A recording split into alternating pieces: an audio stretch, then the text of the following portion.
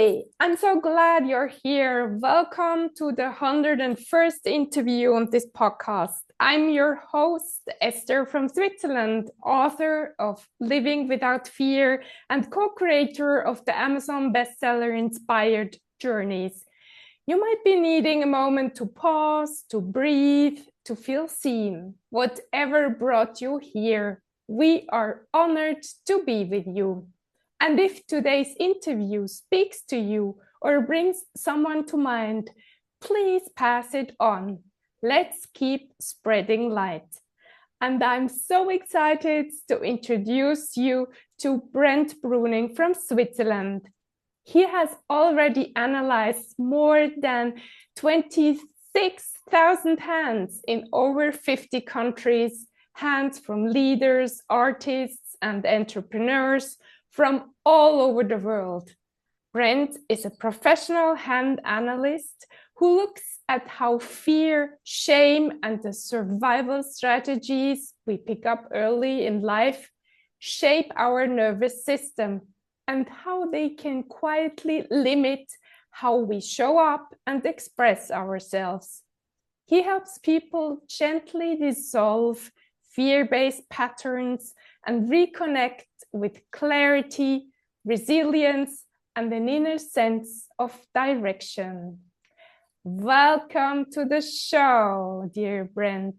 Thank you, Esther. I love working with you. I've seen you do self-development work now for how many years? So 6, 7, 8? Yes. When you first got your hand analysis back in, when you were doing a book that my kids love. So it's great to have your audience, and I love how things have been opening up for you with your increasing involvement with Tony Robbins, and it's awesome to see you so empowering and being a visionary. Thank you so much, Brent. So let's start with my favorite question. What has been your turning moment in life? The turning moment was to be a hand reader. I was in 20 years of software robotics working in the companies in Switzerland and in Austin, Texas.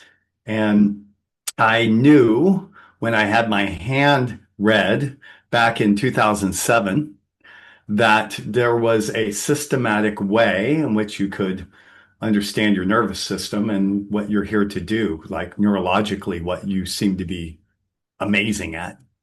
And it wasn't software robotics. You could see that I was good at it, but it wasn't so fulfilling. And so it was with their encouragement, they said, at some point, you're going to realize that you can't serve two masters. All the things you love doing in the spiritual realm, like all the money that I was spending on self-development while working an IT job, at some point you're going to have to choose.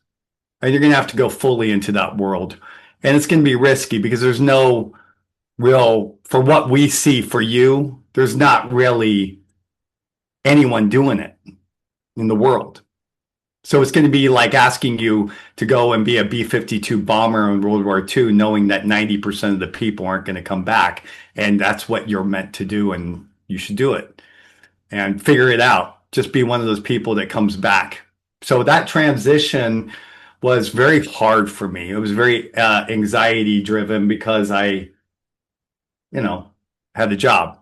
I was doing very well in my job. I was speaking in Las Vegas about software robotics, and so when I have a father who is a colonel and a sister is a diplomat in Geneva and straight A students and all that, and they're seeing my mom seeing her son going, I'm now going to be a hand reader, that raised some alarms. And you're being a hand reader in Switzerland, which is already expensive, and you're a father and you have 2 kids. I don't know what you're going to do with your pension and all of that. You're going to be a hand reader. Okay. Maybe you should just make that into a hobby and stay there. And that's what the problem was. I believed that as well, and I made it a hobby. And so it took forever for me to transition to that. But I did.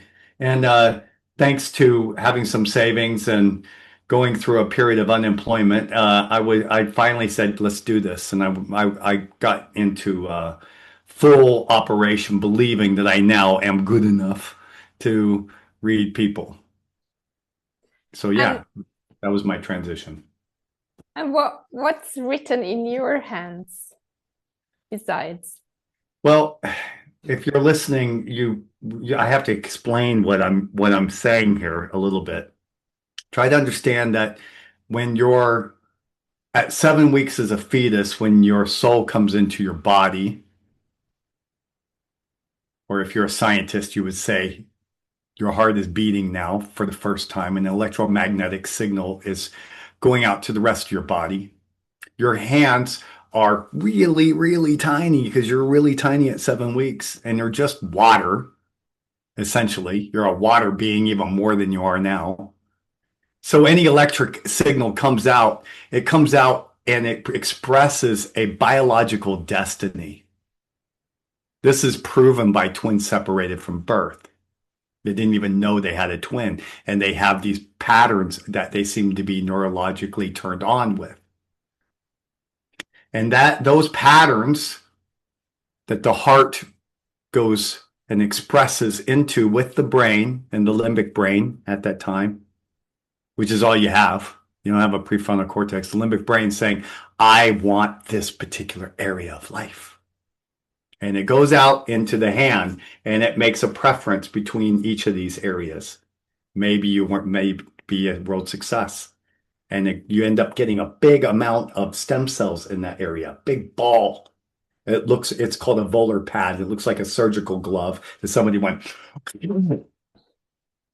And at the end of it, this gecko finger you got there now stays. And it's bigger here or maybe here for you. And as it stays that way for 4 months, eventually you get the fingerprints that come around it. And each fingerprint pattern tells us how you are around that domain in life. All right. I have a big ball in the domain called make things happen and manifest things for people. Maybe so do you. And you have a circle there, which is let's make this manifest. Some people have a fear of failure, so it whole thing contracts. So I don't have that. I have a need to, if I don't do, I get really upset with myself if I didn't achieve an impossible to-do list every day, accomplishment. I got to do it. So it's kind of my life purpose. In another domain called being a visionary leader, and another domain called making money, I'd rather analyze. That's a fingerprint pattern. We call it a tenon arch. It goes up like that. So if you're looking at your fingers, the circle in the thumb is that big ball, right? And when it goes like that, then that's an analytic. Your brain is analyzing that domain in life all the time, which is why I went and became a nerd in software robotics, because I was also doing financial analysis and business analysis and all that. So who's a nerd who loves analyzing all the time, who loves manifesting big projects?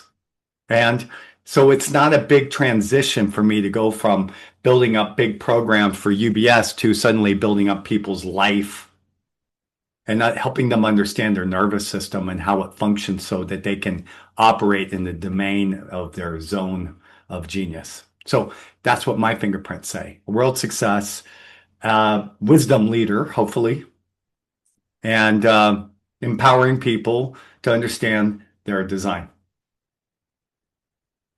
Great. And what struck you the most during your hand analysis research?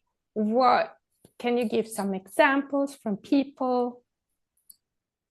Yes, I was very skeptical, even though it was handed to me with a golden platter by Richard Unger, that hand analysis is showing our life pattern. Because it's too convenient. It's hard for people to understand it because the person normally who's trying to tell you they can read the life pattern already knows you a lot. So that bias makes it really difficult going, well, you know that about me. You know that I'm an artist, right? So that's the part that people have a very difficult time seeing is that the energy of how you are as a person. Well, you see that with me a lot. You just ask me, right? But what you're not seeing is the long-term longevity patterns and aging patterns. So that's what intrigued me the most is to prove it because I'm a guy that needs proof. And I didn't like these way in which it was presented to me. I'm about to pull out it. I'm not going to do it, but I got these big binders. They're like, and there are thousands of pages that the Institute had me go through and thousands of hands in order to let me out in public to say and show people what I can do. I didn't like that. So I wanted a simple way to just teach people that this is so. So as I was researching it, it became really fun to get into people's life story. And it was like coming out gay. I'm a hand reader, and I am now going to read an astronaut in Switzerland. Do you think an astronaut cares about a hand reader? And that's all of my fear that I had to go through. Yeah. And when I would get his handprint, I would test two people who understood the system for years, decades, and I would see if they had the same result. And that was fascinating that they would say exactly the same thing. This guy wants to reach the stars. He can't just be happy just being a pilot. He wants to just go and constantly explore everything. So when they were doing that, they were often weighing into a language of the nervous system that you could see in the fingerprints. And I was still skeptical about it until they were able to guess that not only they had the film director, both of them guessed that, but they were both that this guy was a horror film director. And that killed me because these guys didn't see them. They never knew it. All they had was a handprint. One was in California, the other one's in Switzerland. Both recorded interviews. How did they know that this guy has a biological destiny to create horror films or be a circus director? Like, seriously. So that just kind of weirded me out. And it became not only that they can do this, but why is the nervous system set up so that we do these things so much you can guess what we do in the fingerprints and how much are we living in a biological destiny, how much free choice? Obviously, I had that question that everyone asks me are you reading my future? And so yes, I am. I'm reading your future until your future changes. Okay. You have a biological destiny until I tell you, and then you can choose something else. All right. You do have free choice. All right. But it's really hard when you're biologically ingrained in a habitual pattern. So that's what fascinated me. The next thing that fascinated me is that you can see your aging pattern and you can see when I show it to you why you're aging and how long and when you go into it, you'll see for yourself. You'll just look at your pictures and go, you know what? That was a period. If love is my rocket fuel and that I went through that breakup and you see what I look like for the 3 years afterwards, I look like I gained 10 years. Okay. That's your aging pattern. Also, that's your longevity pattern. Some people, it's not love, by the way, it's money issues or family conflicts and stuff like that. So there's gazillion of them, but that also fascinated me. That opened up a whole new world. Can you give some other examples from people we know?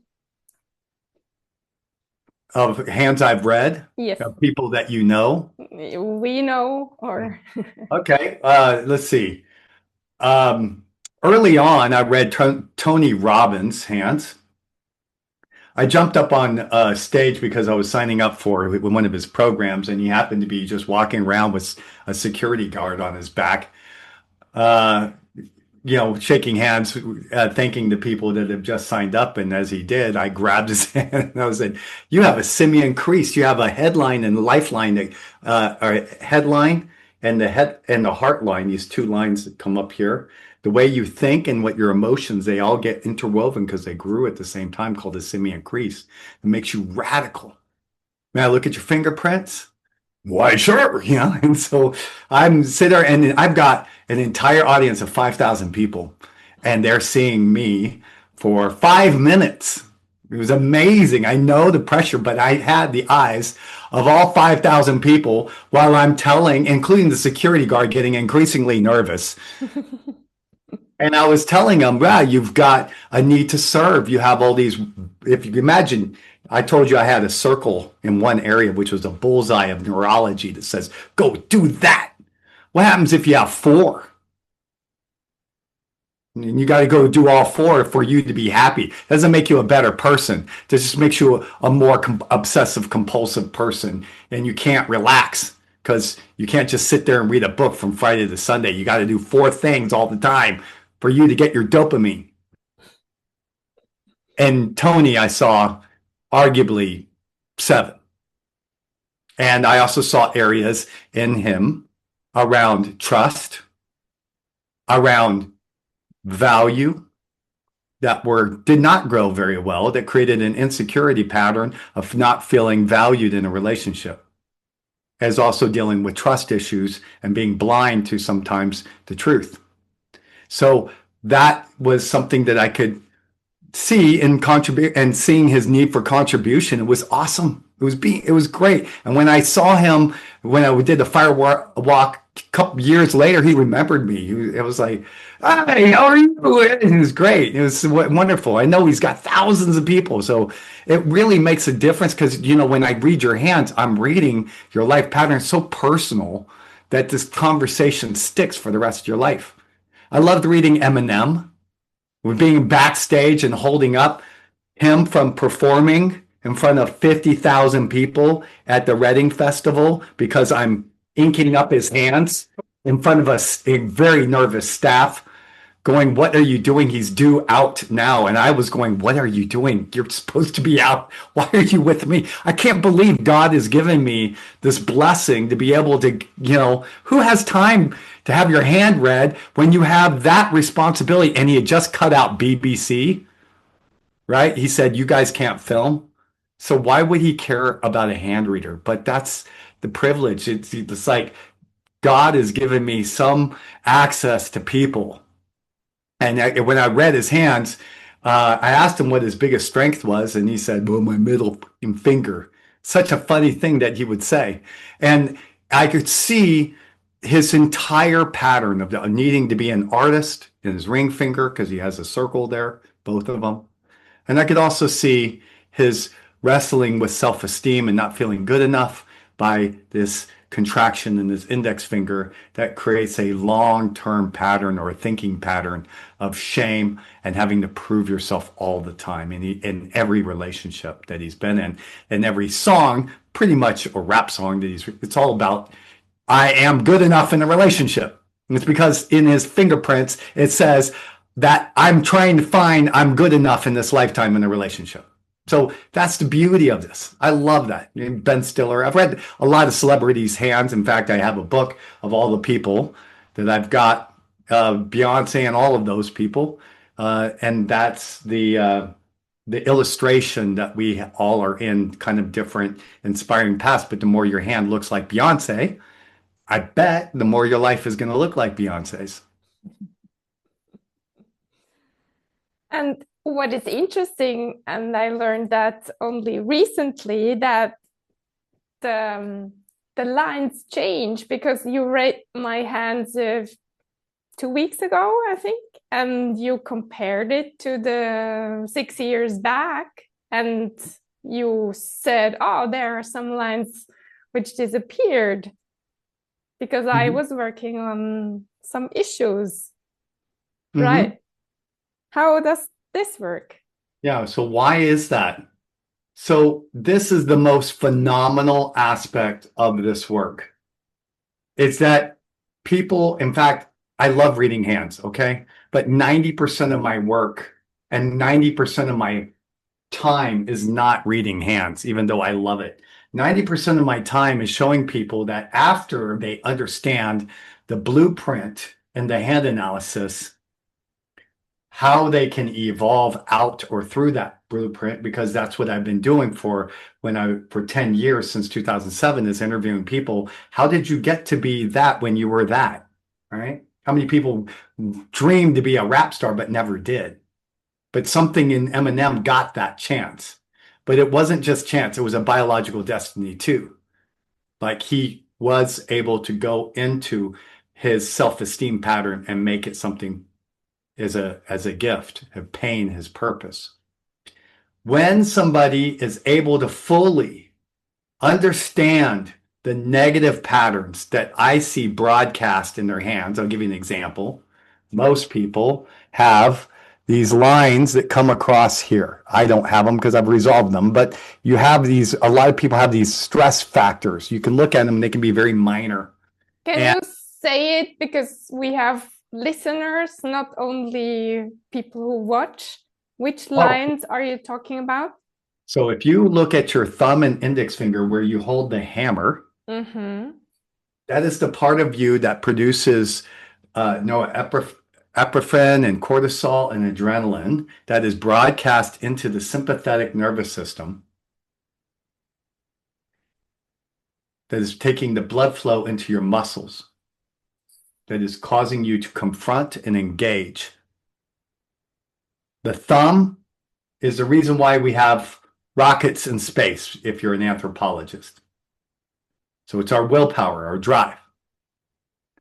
The more that you activate that part of your nervous system over and over and over, you are generating cortisol and adrenaline pathways that ultimately signal the nervous system over and over to create tension patterns within the skin, and ultimately from the thumb leading all the way to the middle finger, or if you have a relationship problem, the thumb leading all the way over to the little finger, or if you have a problem trying to be seen and a fear of exposure, a line going from your thumb going to your ring finger.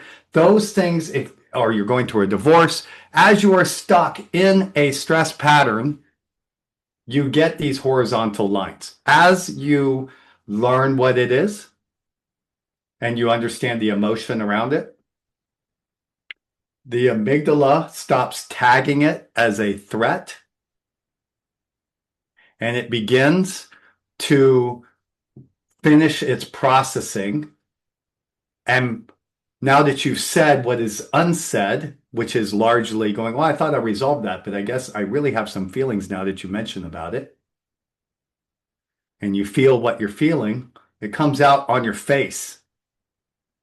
Most of the trauma that you have from chronic stress, just stuff that just never got on your face. It got into a shocking response and got suppressed, and you lost the words to deal with it. So when you find the words and the feeling, your brain processes a sense of meaning. And you're saying, well, this is an injustice, but instead of being triggered by it, I can now master it today. I'm a human being, I'm learning.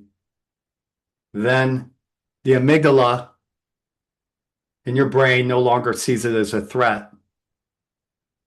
And a very long-standing, aging stress pattern is released, and your face now looks relieved and begins to regenerate into youthfulness, and you look about 5 years younger to 10 years younger, depending on how many I'm letting you go, letting you release. And then you move into a life that's no longer blocked by that, because you've been avoiding it for years because you don't even like the topic of talking about that, of confrontation or talking to your dad. And then I invite you to go talk to your dad and say, I now see something and I would like to move through this. Man, that takes a lot of courage. So yeah, the lines come and go. So those horizontal lines are there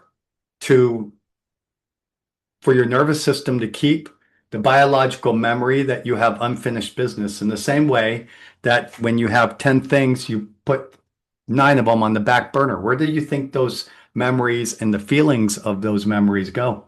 But in your nervous system. Some of them aren't pleasant. So the more that you can get out, the more released you are, the more freer you are, the more empowered you are. So according to Dr. Carol Dweck, we have 2 parts. We have parts that are constantly growing, called a growth mindset that says, I'm happy, I'm living a life of vision. That's old Tony Robbins it. I can believe, if I believe it, I can do it. Go listen to him and you're going to be in a growth mindset. While being sabotaged quietly by all your resignation and all of your biology that says you have no idea the problems I have, and I keep sabotaging. I keep saying I'm going to do it, but I'm not waking up and working out, and I can't talk to these people because they just trigger me, and on and on. That is a biological destiny called a fixed mindset. And most of the people, even though Switzerland is a very happy place, right? Most people are about 80% in a fixed mindset that's very, very neurologically depressing, suppressing, oppressing, habitual. You do anything according to Joe Dispenza for more than 6 months, you call it temperament, and then after a couple of years, we no longer call it a phase you're going through. We call it you. It's you. And you go to your high school reunion, you see that that person is still in the same chronic problem. That's him.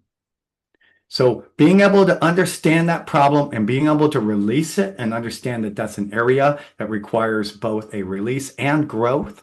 It's not enough to know about it or read a book about it or attend a seminar. You must go through an experience.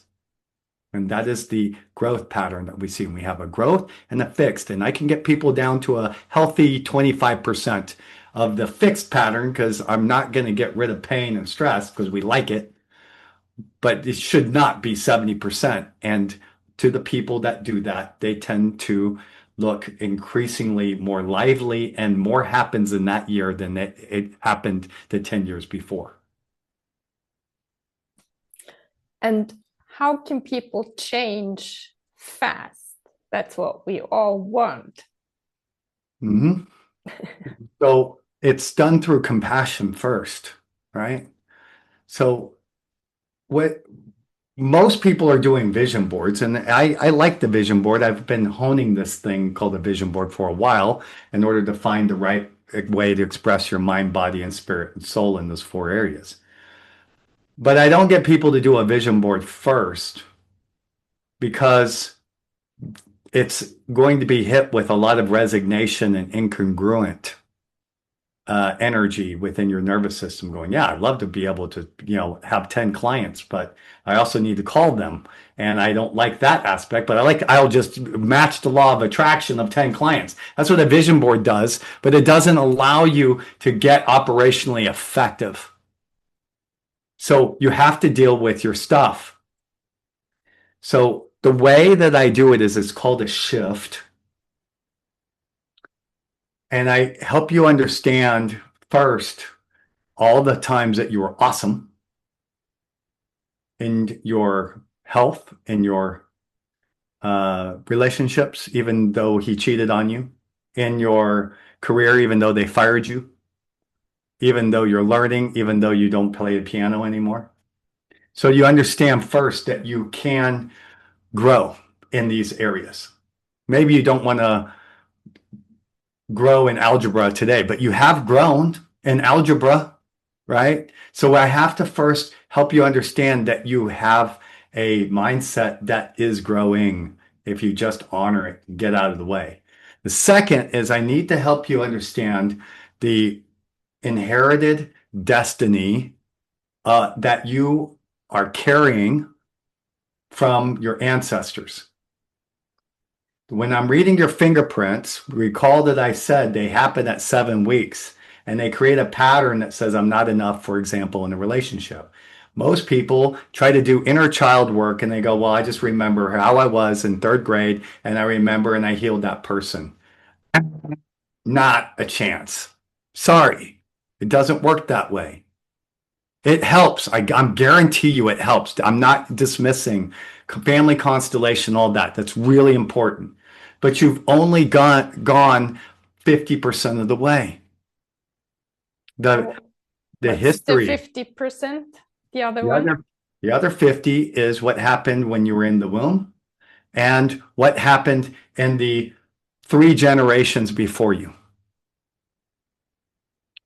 If you look at a mouse and you separate that mouse from or a baby mouse that has a baby mouse, it creates a shock so strong within that baby mouse. It's like a heroin addict that no longer has heroin. It's such a withdrawal that it shocks the body so deep that when that baby mouse finally grows up, it says, you know what? This whole thing, mother-child thing is painful. It goes in and has a child or a baby mouse, and that mouse does not bond with the mother at all. And it continues for 3 generations until you give it enough of the positivity in the culture, but it still takes 3 generations for that mouse to begin bonding again with the mother.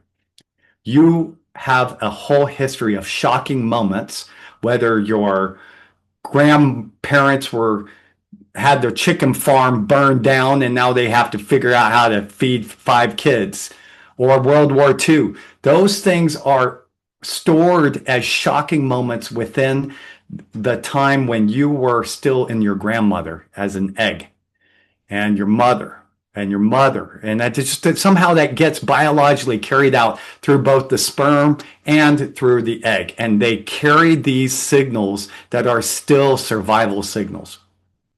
Until you get that at that level, you're only still scratching the surface. So you must be able to understand in the way that I said, say what was the ancestral pattern of pain and make that pain okay of what they went through without needing to fix it, not rushing to find a solution. So if you come from a whole family that can't make money, I'm not saying immediately jump in and make money. I'm saying first, get connected to the compassionately to what they went through and make what they went through okay. Don't make them a victim. Make the feelings of what they have okay, because you're carrying them today. If you make them a victim, you're carrying a victim mindset. So you need to be able to make them the feelings of what they went in the pain, even if they went through Auschwitz. The feeling has to be okay, even if it's sad and terror. Okay.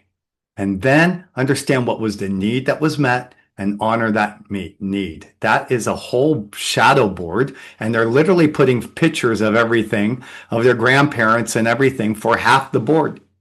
Then they start with the time that they're born. And then they show me their stress patterns. Then we can release it, but not until then.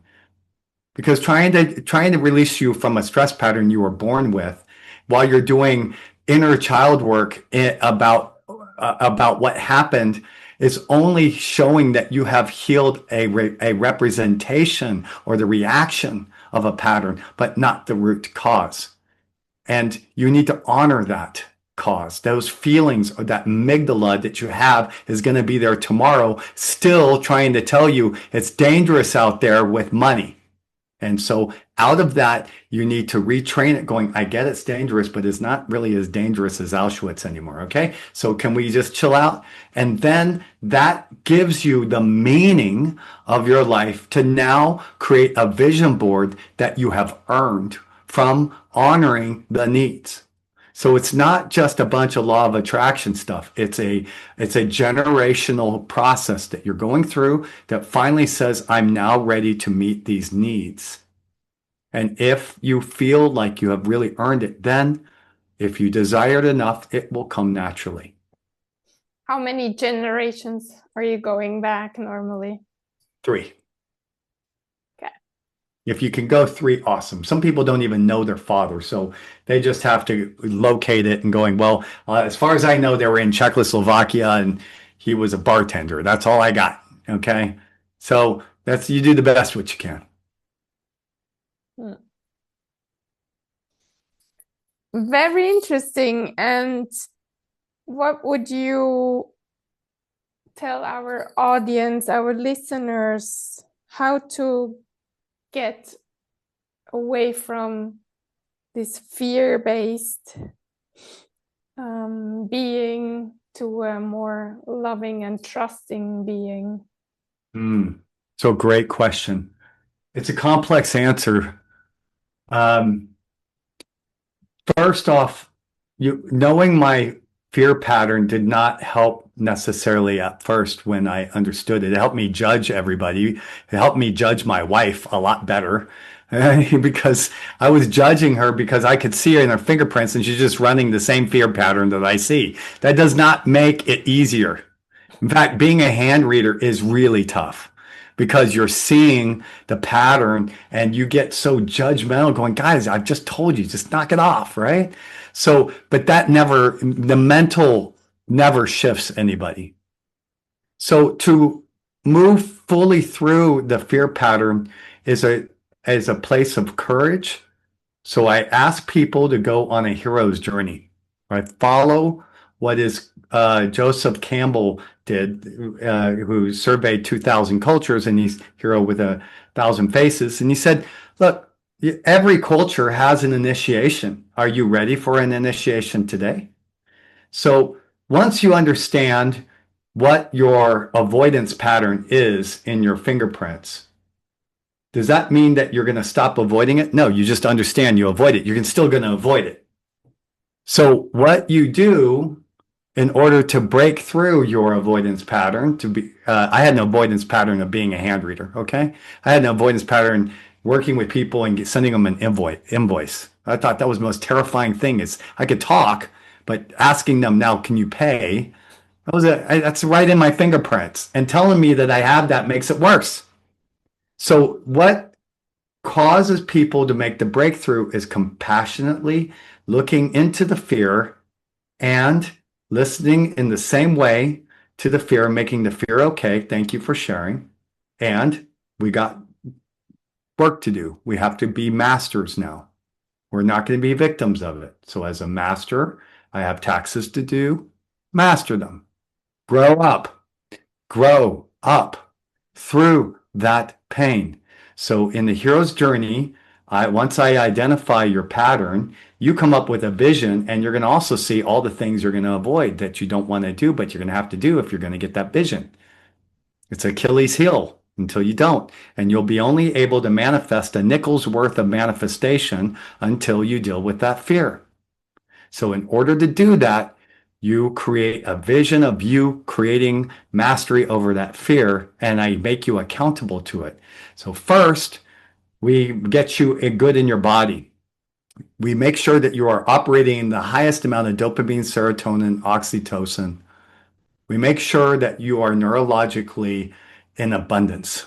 You do that by making yourself happy with gratitude, with exercise, with being able to wake up and structuring your life so that there's consequence and you have a beginning and an end to the day, to when you're going to stop having these problems. And honor your evening and go for a walk and make sure you're running and those things. Okay.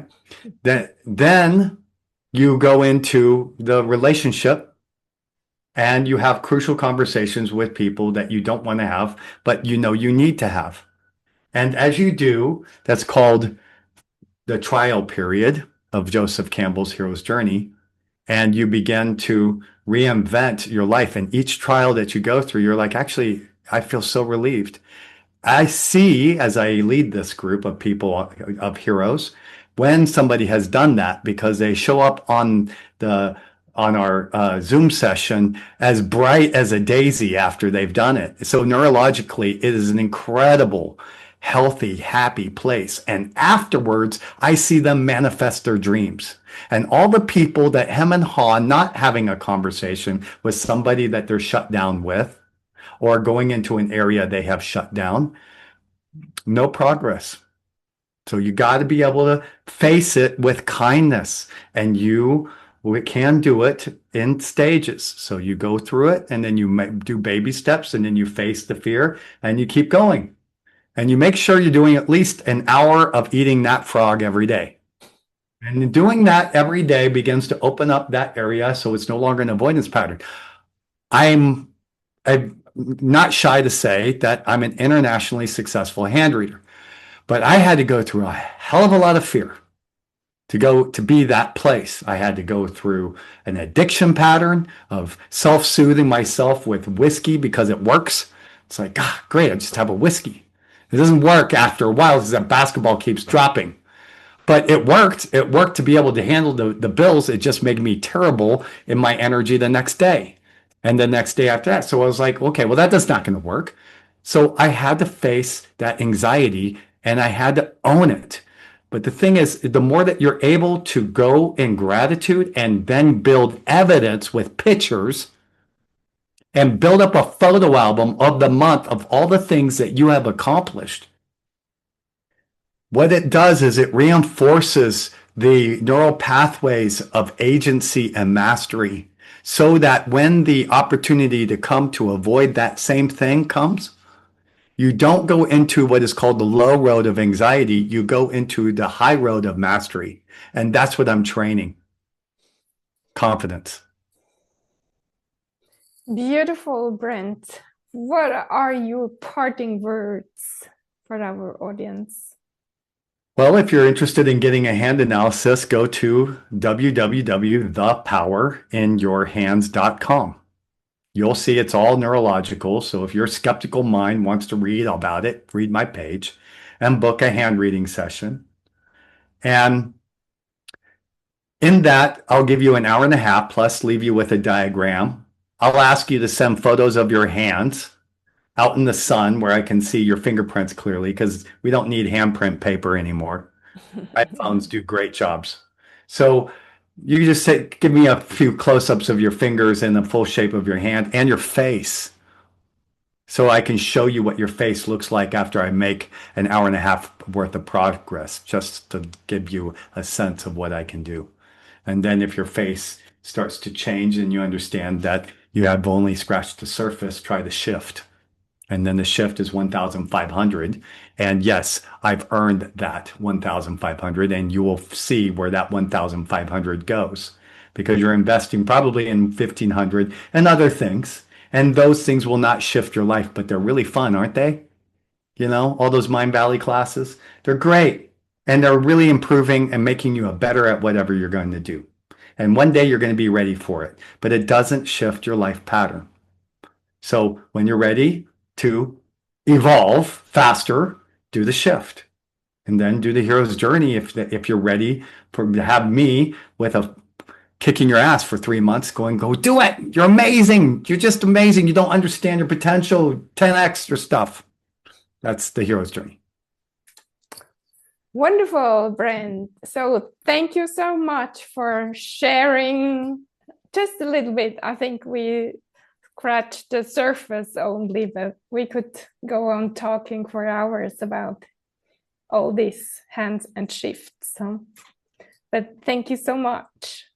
You're welcome, and I'll see you guys at either Tony Robbins or Biohackers, or I'm always at longevity events. So come by my booth and say you heard the podcast, and that's awesome. But I'll give you a discount. And thank you, dear listener, for spending your precious time with us. You're amazing, and you are a gift to everyone who crosses your path. If no one has told you this today, let me say it again. You are worthy, you deserve to be loved, and you matter. Have an amazing day, and I'll talk to you next Thursday.